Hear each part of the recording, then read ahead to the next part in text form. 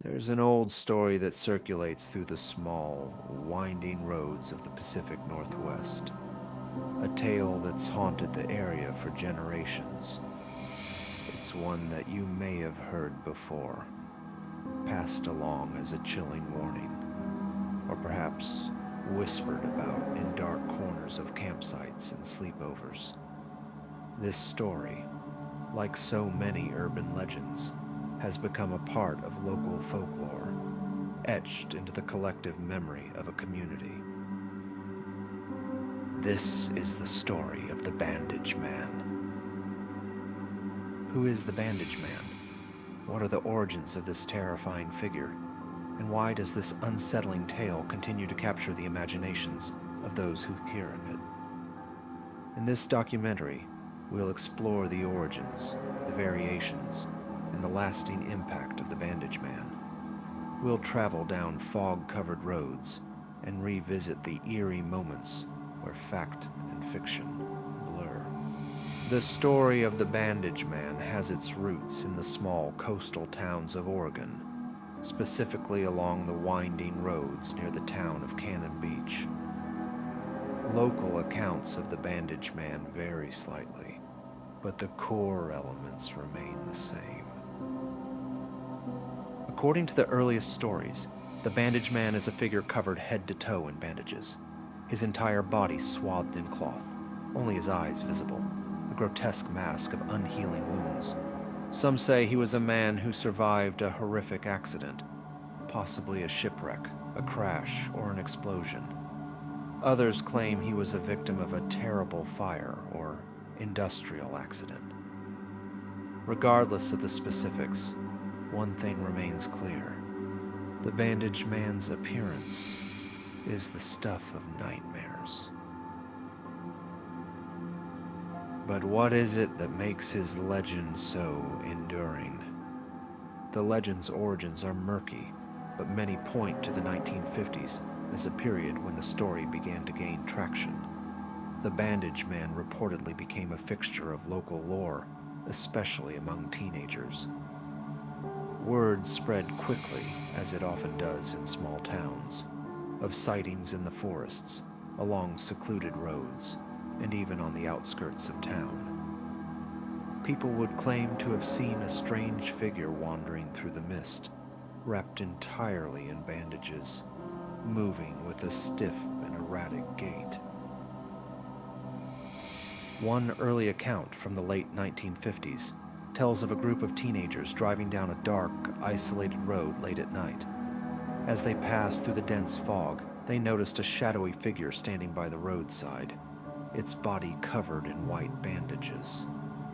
When they drove closer, the figure allegedly lunged at their car, pounding against the hood with a force that caused the vehicle to jolt.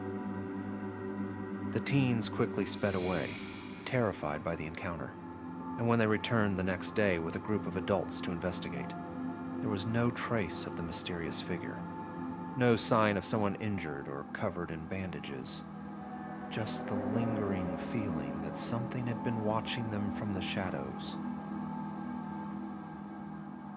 That's often how these types of urban legends begin. A single incident, unexplainable, leaves an indelible mark on the local consciousness. And so, over time, the Bandage Man's story grew. He went from a terrifying figure haunting the misty roads of Oregon to a symbol of fear that would echo across the entire region. As the Bandage Man's story spread, it took on new forms, each version reflecting the fears and beliefs of the community. In some variations of the story, the Bandage Man is a vengeful spirit. He is said to seek revenge on anyone who crosses his path, a manifestation of the suffering he endured before his tragic death.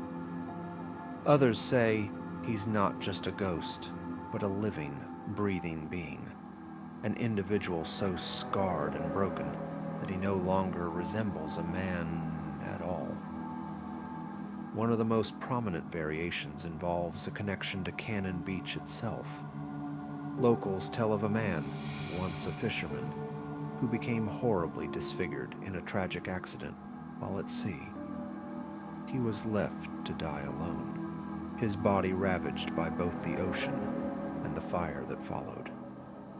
Legend has it that his ghost continues to haunt the roads near the coast, forever searching for something he cannot find. Some say he's searching for his lost love. Others claim he's seeking vengeance on those responsible for his suffering. But what really makes these variations so fascinating is the way they evolve to match the fears of the time. In the 1950s, the story was more likely to reflect post-war anxieties, the disfigured man as a symbol of the horrors of war and trauma. As the years went on, particularly in the 1980s and 90s, the legend began to take on a more supernatural tone, fitting neatly into the era's obsession with ghosts, spirits, and hauntings. Some versions of the Bandage Man legend even include more modern elements. One particularly chilling tale recounts a group of teenagers encountering the Bandage Man while on a camping trip. The teens claim they heard strange noises in the middle of the night, rustling leaves, heavy breathing, and the unmistakable sound of something dragging across the ground. When they investigated, they saw the Bandage Man emerging from the woods, his bandages now stained dark with the blood of past victims. He allegedly chased them through the woods, leaving them with a terrifying warning: "You'll be next." The fact that the Bandage Man has remained a constant fixture in the folklore of the Pacific Northwest for so long speaks to something deeper. The story of the Bandage Man has adapted to meet the changing fears of society, reflecting not only the terror of the unknown, but also the ever-present fear of death, disfigurement, and isolation. But let's step back for a moment. Is there any truth to these stories? Could the Bandage Man be more than just a terrifying tale spun by generations of locals? Some believe the legend is based on real-life events, tragedies that, over time, became exaggerated and morphed into the haunting story that we know today. There have been reports over the years of strange figures spotted along rural roads, particularly in the Cannon Beach area. Some locals claim they've seen a man stumbling through the fog, his face hidden behind layers of cloth. Others describe strange sounds, a tapping on the windows of parked cars, the soft shuffle of footsteps in the distance, or the distinct sound of cloth dragging against the pavement. But is this the Bandage Man, or simply another urban myth? After all, urban legends are rarely rooted in fact. They are part of a tradition of storytelling, where the details grow and change with each retelling. To dig deeper into this mystery, we spoke to local residents who have lived in the area for decades. Many of them recall hearing the story of the Bandage Man when they were children, but most dismiss it as a tale told to frighten young people. "I remember my parents warning me about the Bandage Man," one local recalls. "But it was just something you told kids to keep them from wandering off into the woods at night. It was part of growing up here." Others, however, still believe. There's something about the mist that rolls in off the ocean. In other local states, it feels like anything could be out there in the fog. Something not quite right, something watching.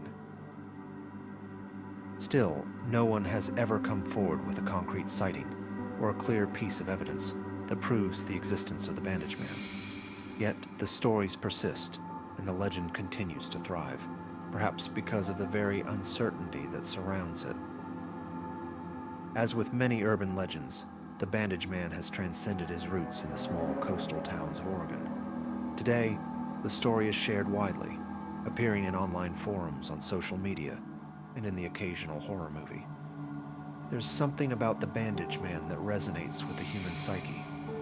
His appearance, his tragic backstory, and his relentless pursuit of victims all tap into deep-seated fears of injury, death, and the unknown. For some, the Bandage Man represents a warning. Stay safe, stay alert, and never venture into the unknown. For others, he serves as a reminder of how myths and stories evolve over time, carrying with them the anxieties and concerns of different generations. And yet, there's something haunting about this story. Even without solid proof, the Bandage Man endures. Perhaps it's because we want to believe. Because a small part of us still wonders if, on those foggy nights, something wrapped in bandages might be lurking just beyond the road. And so, the legend of the Bandage Man remains. An enigma wrapped in cloth, a tale passed down through the years, and a part of the strange and eerie landscape that makes up the folklore of the Pacific Northwest. Wherever you are, remember, it's always the foggy nights that bring the most secrets to the surface. And maybe, just maybe, the Bandage Man is out there, waiting, watching, wrapped in mystery. This has been a documentary exploring the urban legend of the Bandage Man. Stay safe and keep your eyes on the road, especially when the fog rolls in.